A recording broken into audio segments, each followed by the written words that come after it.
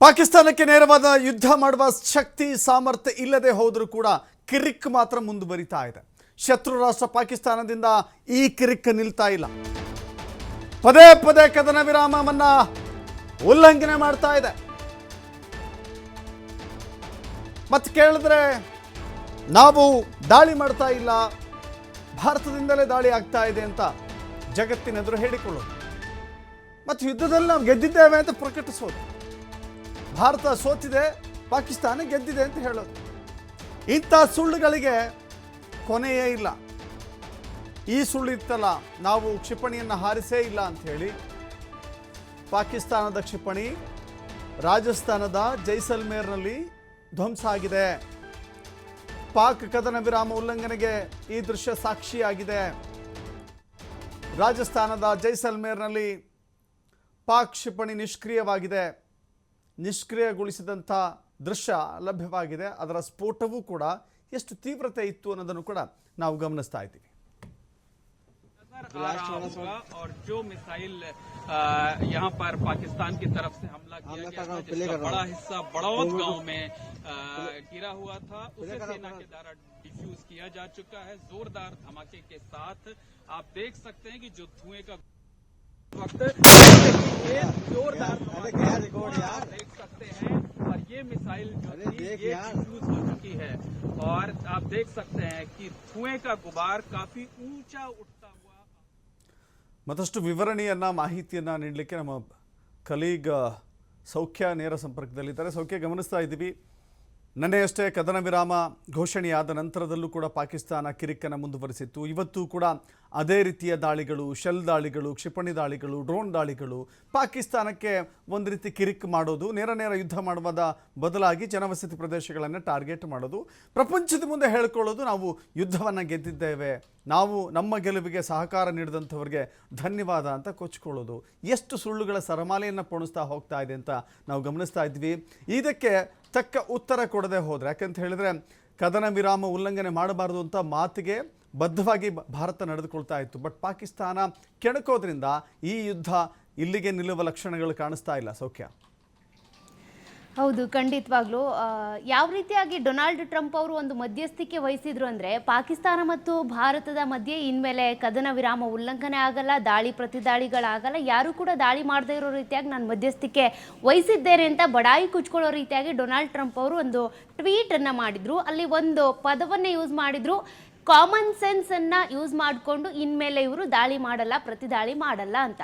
But ಆ common sense ಅನ್ನುವಂಥದ್ದು ಅವರಿಗೆ ಗೊತ್ತಿಲ್ಲ ಅನಿಸುತ್ತೆ, ಡೊನಾಲ್ಡ್ ಟ್ರಂಪ್ ಅವ್ರಿಗೆ. ಕಾರಣ ಯಾಕೆಂದರೆ ಪಾಕಿಸ್ತಾನ ಪದೇ ಪದೇ ಈ ರೀತಿಯಾಗಿ ನರಿಬುದ್ಧಿ ತೋರಿಸುತ್ತೆ, ಈ ರೀತಿಯಾಗಿ ಕದನ ವಿರಾಮ ಉಲ್ಲಂಘನೆ ಮಾಡುತ್ತೆ, ಜನವಸತಿ ಪ್ರದೇಶಗಳ ಮೇಲೆ ಅಥವಾ ಧಾರ್ಮಿಕ ಕೇಂದ್ರಗಳ ಮೇಲೆ, ಶಾಲೆ ಆಸ್ಪತ್ರೆಗಳ ಮೇಲೆ ದಾಳಿ ಮಾಡುತ್ತೆ ಅಂತ ಗೊತ್ತಿದ್ರೂ ಕೂಡ ಪಾಕಿಸ್ತಾನ ಬಂದು ತನ್ನನ್ನು ಮನವೊಲೈಸಿದೆ ಅನ್ನುವಂಥ ಕಾರಣಕ್ಕೆ ಡೊನಾಲ್ಡ್ ಟ್ರಂಪ್ ಅವರು ಇದಕ್ಕೊಂದು ಒಪ್ಕೊಂಡು ಟ್ವೀಟನ್ನು ಕೂಡ ಮಾಡಿದರು. ಅದಾಗಿ ಕೆಲವು ಗಂಟೆಗಳ ನಂತರದಲ್ಲಿ ಪಾಕಿಸ್ತಾನ ಮತ್ತೆ ಈ ರೀತಿಯಾಗಿ ಕದನ ವಿರಾಮವನ್ನು ಉಲ್ಲಂಘನೆ ಮಾಡ್ತು. ನಂತರದಲ್ಲಿ ಜೈಸಲ್ಮೇರ್ ಅನ್ನುವಂಥ ಪ್ರದೇಶದಲ್ಲೂ ಕೂಡ ಇದೇ ರೀತಿಯಾದಂಥ ದಾಳಿಯಾಗಿದೆ. ಈ ಜೈಸಲ್ಮೇರ್ ಅನ್ನುವಂಥ ಪ್ರದೇಶದ ಮೇಲೆ ಯಾಕೆ ಪದೇ ಪದೇ ದಾಳಿಗಳನ್ನ ಮಾಡ್ತಾ ಇದ್ದಾರೆ ಅಂದರೆ, ಈಗಾಗಲೇ 36 ಸ್ಥಳಗಳ ಮೇಲೆ ಟಾರ್ಗೆಟ್ ಮಾಡಿತ್ತು, 300ರಿಂದ 400 ಡ್ರೋನ್ಗಳ ಮೂಲಕ ದಾಳಿಯನ್ನು ಮಾಡಲಾಗಿತ್ತು. ಆ ಸಂದರ್ಭದಲ್ಲೂ ಕೂಡ ಭಾರತ ಏರ್ ಡಿಫೆನ್ಸ್ ಸಿಸ್ಟಮ್ ಮೂಲಕ ಅವೆಲ್ಲ ಕ್ಷಿಪಣಿಗಳನ್ನು, ಡ್ರೋನ್ಗಳನ್ನು ಹೊಡೆದುರುಳಿಸಿದ್ದಾಗಿದೆ. ಹಾಗಿದ್ರೂ ಕೂಡ ಪದೇ ಪದೇ ಅಲ್ಲಿ ಯಾಕೆ ದಾಳಿ ಮಾಡ್ತಾ ಇದ್ದಾರೆ ಅಂದರೆ, ಅಲ್ಲಿ ಬಹಳ ಒಂದು ವ್ಯಾಪಾರದ ಕೇಂದ್ರ, ಬಹಳ ಧಾರ್ಮಿಕ ಕೇಂದ್ರ ಅದು. ಜೊತೆಗೆ ಈ ಕೇಂದ್ರವನ್ನು ಅಥವಾ ಈ ಒಂದು ಜೈಸಲ್ಮೇರನ್ನು ವಶಪಡಿಸ್ಕೊಳ್ಬೇಕು ಅಂತ ಮೊದಲಿಂದನೂ ಕೂಡ ಇತ್ತು. 1971ರಲ್ಲೂ ಕೂಡ ಯುದ್ಧ ನಡೀತಾ ಇದ್ದಂಥ ಸಂದರ್ಭದಲ್ಲಿ ಹೇಳಿದ್ರಂತೆ ಪಾಕಿಸ್ತಾನದವರು, ನಾವು ರಾಜಸ್ಥಾನದಲ್ಲಿ ಹೋಗಿ ಅದನ್ನು ವಶಪಡಿಸ್ಕೊಂಡು ಅಲ್ಲಿ ಮಧ್ಯಾಹ್ನದ ಲಂಚನ್ನು ಮುಗಿಸ್ಕೊಂಡು ನೆಕ್ಸ್ಟ್ ಬೇರೆ ರಾಜ್ಯವನ್ನು ವಶಪಡಿಸ್ಕೊಳ್ತೀವಿ ಅಂತ. ಅಂದರೆ ಒಂದೊಂದು ಪ್ರದೇಶವನ್ನು ವಶಪಡಿಸ್ಕೊಂಡಾಗಲೂ ನಾವು ಅಲ್ಲಿ ಡಿನ್ನರು, ಬ್ರೇಕ್ಫಾಸ್ಟು ಈ ರೀತಿಯಾಗಿ ಮಾಡ್ಕೊಂಡು ಹೋಗ್ತೀವಿ ಅಂತ. ಬಟ್ ಕೊನೆಯದಾಗಿ ಏನಾಯಿತು, ತಮ್ಮ ಟೋಪಿಯನ್ನು, ತಮ್ಮ ಶಸ್ತ್ರಾಸ್ತ್ರಗಳನ್ನು ಕೆಳಗಿಟ್ಟು 93,000 ಸೈನಿಕರು ಶರಣಾಗತಿ ಆದರು. ಈಗಲೂ ಕೂಡ ಅಂಥದ್ದೇ ಪರಿಸ್ಥಿತಿ ಇದೆ, ಪಾಕಿಸ್ತಾನಕ್ಕೆ ಅಂಥದ್ದೇ ಭಯ ಇದೆ. ಹಾಗಿದ್ರೂ ಕೂಡ ಮತ್ತೆ ಕದನ ವಿರಾಮವನ್ನು ಉಲ್ಲಂಘನೆ ಮಾಡ್ತಾ ಇದೆ. ಈ ಭಯಕ್ಕೇನೆ ಪದೇ ಪದೇ ಅಟ್ಯಾಕ್ಗಳಾಗ್ತಾ ಇತ್ತು, ಪ್ರತಿದಾಳಿಗಳಾಗ್ತಾ ಇತ್ತು ಅನ್ನುವಂಥ ಕಾರಣಕ್ಕೆ ತನ್ನ ದೇಶವನ್ನು ಹೆಂಗಾದ್ರೂ ತಾನು ಕಾಪಾಡ್ಕೊಳ್ಬೇಕು ಅನ್ನುವಂಥ ಕಾರಣಕ್ಕೆ ಪಾಕಿಸ್ತಾನ ಹೋಗಿ ಅಮೆರಿಕದ ಕಾಲು ಹಿಡಿತು. ಹೆಂಗಾದ್ರೂ ಮಾಡಿ ನಾವು ಈ ಕದನ ವಿರಾಮವನ್ನು ಉಲ್ಲಂಘನೆ ಮಾಡ್ತಾ ಇದೀವಲ್ಲ, ನಾವು ಹೆಂಗಾದ್ರೂ ಸ್ಟಾಪ್ ಮಾಡ್ತೀವಿ, ಭಾರತಕ್ಕೂ ಹೇಳಿ ಹೆಂಗಾದ್ರೂ ನಮ್ಮ ದೇಶವನ್ನು ಉಳಿಸಿ ಅಂತ.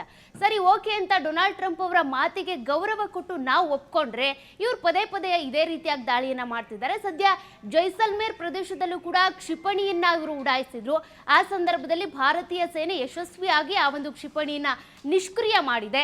ಜೊತೆಗೆ ಬ್ರಹ್ಮೋಸ್ ಇದೆ, S-400 ಇದೆ, ಹಾಗೆ ಮತ್ತಷ್ಟು ಕ್ಷಿಪಣಿಗಳಿದ್ದಾವೆ, ಡ್ರೋನ್ಗಳಿದ್ದಾವೆ. ಇಷ್ಟೆಲ್ಲ ಇದ್ರೂ ಕೂಡ ಭಾರತದ ಸಾಮರ್ಥ್ಯ ಏನು ಅಂತ ಗೊತ್ತಿದ್ರೂ ಕೂಡ ಉಗ್ರರ ಜೊತೆಗೆ ಸೇರ್ಕೊಂಡು ಈ ಪಾಕಿಸ್ತಾನ ಎಲ್ಲೆಲ್ಲ ಅಟ್ಯಾಕ್ ಮಾಡ್ತಾ ಇದೆ ಅಂದರೆ ಜನವಸತಿ ಪ್ರದೇಶಗಳು, ಜನಸಾಮಾನ್ಯರು ಓಡಾಡುವಂಥ ಜಾಗಗಳು, ಧಾರ್ಮಿಕ ಕೇಂದ್ರಗಳು, ಆಸ್ಪತ್ರೆಗಳನ್ನ ಟಾರ್ಗೆಟ್ ಮಾಡ್ತಾ ಇದೆ ವಿನಃ ನಮ್ಮ ಸೈನಿಕರ ಜೊತೆಗೆ ಯುದ್ಧವನ್ನ ಮಾಡುವಂಥ ಅಥವಾ ಹೋರಾಟ ಮಾಡುವಂಥ ಕೆಲಸವನ್ನ ಮಾಡ್ತಾ ಇಲ್ಲ.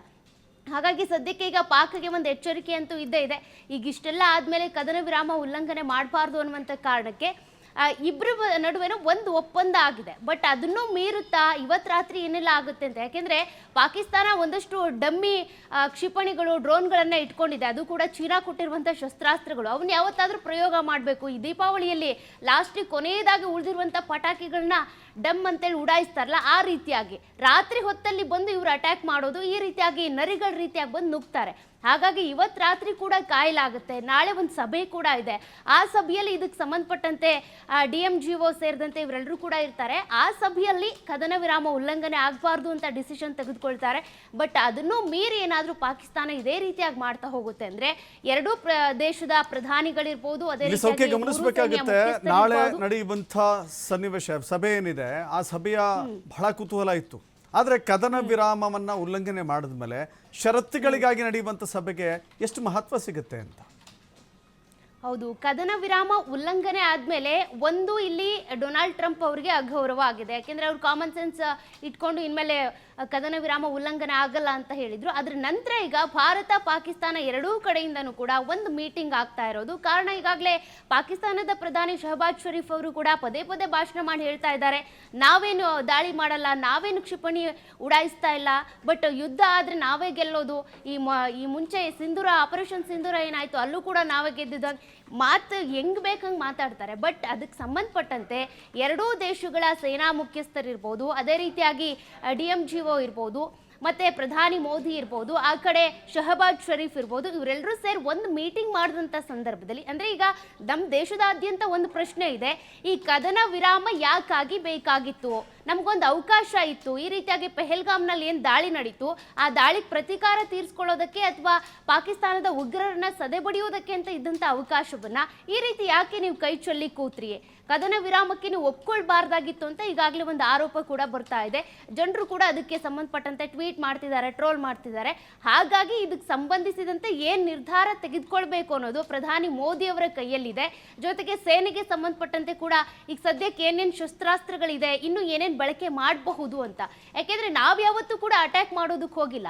ಅವ್ರು ಅಟ್ಯಾಕ್ ಮಾಡೋದಕ್ಕೆ ಬಂದಾಗ ಅದಕ್ಕೆ ನಾವು ಪ್ರತ್ಯುತ್ತರ ಕೊಟ್ಟಿದ್ದೇವೆ. ನಮ್ಮ ದೇಶವನ್ನು ನಾವು ರಕ್ಷಣೆ ಮಾಡ್ಕೊಳ್ಳೋದಕ್ಕೆ ಬೇಕಾದಂಥ ಎಲ್ಲ ಸಿದ್ಧತೆಯನ್ನ ಮಾಡಿಕೊಂಡು ನಾವು ಅವ್ರು ಏನು ಅಟ್ಯಾಕ್ ಮಾಡ್ತಾರೆ, ಏನು ಕ್ಷಿಪಣಿಗಳನ್ನ, ಡ್ರೋನ್ಗಳನ್ನ ಹಾರಿಸಿ ಬಿಡ್ತಾರೆ, ಅದನ್ನು ನಾವು ಏರ್ ಡಿಫೆನ್ಸ್ ಸಿಸ್ಟಮ್ ಮೂಲಕ ನಾಶ ಮಾಡಿಸುವಂಥ ಪ್ರಕ್ರಿಯೆಯನ್ನು ಮಾಡಿರೋದು. ಹಾಗಾಗಿ ಈಗ ಒಂದು ನಾಳೆ ನಡೆಯುವಂಥ ಸಭೆ ಏನಿದೆ, ನಿಜಕ್ಕೂ ಕೂಡ ಆ ಸಭೆಯಿಂದ ಏನಾದರೂ ಬದಲಾವಣೆಗಳಾಗುತ್ತಾ ಅನ್ನೋದನ್ನ ನೋಡಬೇಕಿದೆ. ಯಾಕೆಂದರೆ ಇನ್ನು ಮ್ಯಾರಥಾನ್ ಮೀಟಿಂಗ್ಗಳಾಗ್ತಾ ಇದ್ದಾವೆ, ಮ್ಯಾರಥಾನ್ ಸುದ್ದಿಗೋಷ್ಠಿಗಳನ್ನ ಕರಿತಿದ್ದಾರೆ. ಹಾಗಿದ್ರೂ ಕೂಡ ಪಾಕಿಸ್ತಾನ ಭಾರತದ ಮಧ್ಯೆ ಪದೇ ಪದೇ ಈ ಅಟ್ಯಾಕ್ಗಳಾಗ್ತಾ ಇದೆ. ಇದರಿಂದಾಗಿ ಅಮಾಯಕರು ಬಲಿ ಆಗಬಾರ್ದು. ಶಾಲಾ ಕಾಲೇಜುಗಳು ಧ್ವಂಸ ಆಗ್ತಿದ್ದಾವೆ, ಧಾರ್ಮಿಕ ಕೇಂದ್ರಗಳು ಹಾಳಾಗ್ತಿದ್ದಾವೆ, ಆಸ್ಪತ್ರೆಗಳು ಧ್ವಂಸ ಆಗ್ತಿದ್ದಾವೆ. ಜಮ್ಮು ಕಾಶ್ಮೀರದಲ್ಲಿ ಮೊದಲ ಬಾರಿಗೆ ಪ್ರಜಾಪ್ರಭುತ್ವ ಸ್ಥಾಪನೆ ಆದರೂ ಕೂಡ ಅಲ್ಲಿ ಜನರಿಗೆ ನೆಮ್ಮದಿ ಇಲ್ಲ, ವ್ಯಾಪಾರ ವಹಿವಾಟು ಮಾಡೋದಕ್ಕಾಗ್ತಾ ಇಲ್ಲ, ಮನೆಯಿಂದ ಹೊರಗೆ ಬರೋದಕ್ಕಾಗ್ತಾ ಇಲ್ಲ. ಎಲ್ಲಿ ಶೆಲ್ ದಾಳಿ ಆಗ್ಬಿಡುತ್ತೋ, ಎಲ್ಲಿ ಬಾಂಬ್ ಎಸಿತಾರೋ ಅನ್ನುವಂಥ ಆತಂಕದಲ್ಲೇ ಜನರು ಜೀವನವನ್ನು ದೂಡ್ತಿದ್ದಾರೆ. ಹಾಗಾಗಿ ನಾಳೆಯ ಮೀಟಿಂಗ್ ಕುತೂಹಲ ಕೆರಳಿಸ್ತಾ ಇದೆ ನಿಜ. ಬಟ್ ಅಷ್ಟೊಂದು ಗಂಭೀರವಾಗಿ ಏನಾದರೂ ನಿರ್ಧಾರಗಳನ್ನ ತೆಗೆದುಕೊಳ್ಳಿಲ್ಲ ಅಂದರೆ ಪ್ರತಿಯೊಬ್ಬರು ಕೂಡ ಇದ್ರ ವಿರುದ್ಧ ಆಕ್ರೋಶವನ್ನು ಹೊರ ಹಾಕ್ತಾರೆ. ಯಾಕೆಂದರೆ ಇದೇನು ಗೇಮ? ಒಂದ್ಸತಿ ಪಾಕಿಸ್ತಾನ ಬಂದು ಅಟ್ಯಾಕ್ ಮಾಡುತ್ತೆ, ಒಂದ್ಸತಿ ಭಾರತೀಯರು ಅದನ್ನು ಕಾಪಾಡ್ಕೊಳ್ಳೋದಕ್ಕೆ ಅಂತ ಹೋಗಿ ಅಟ್ಯಾಕ್ ಮಾಡ್ತಾರೆ. ಇದರಲ್ಲಿ ಅಮಾಯಕರು ಈಗಾಗಲೇ ಇಬ್ಬರು ಯುವ ಯೋಧರು ಬಲಿ ಆಗಿದ್ದಾರೆ. ಹಾಗಾಗಿ ಅಮಾಯಕರ ಜೀವವನ್ನು ನೀವು ಬಲಿ ತೆಗೆದುಕೊಳ್ಬೇಡಿ. ಸೀಸ್ ಫೈರ್ ಅಂತೀರಾ, ಹಾಗಂತೀರಾ, ಹೀಗಂತೀರಾ, ಇದರಿಂದಾಗಿ ನಮ್ಮ ಯೋಧರಿಗೆ ಎಫೆಕ್ಟ್ ಆಗೋದು. ಹಾಗಾಗಿ ಅದಕ್ಕೆ ಸಂಬಂಧಪಟ್ಟಂತೆ ನಾಳೆ ಏನು ತೀರ್ಮಾನವನ್ನು ತೆಗೆದುಕೊಳ್ತಾರೆ ಆ ತೀರ್ಮಾನಕ್ಕೆ ಪಾಕಿಸ್ತಾನ ಬದ್ಧವಾಗಿರುತ್ತಾ, ಅದು ಸದ್ಯಕ್ಕೆ ಪ್ರಶ್ನೆ. ಎಸ್, ಥ್ಯಾಂಕ್ ಯು ಸೌಖ್ಯ.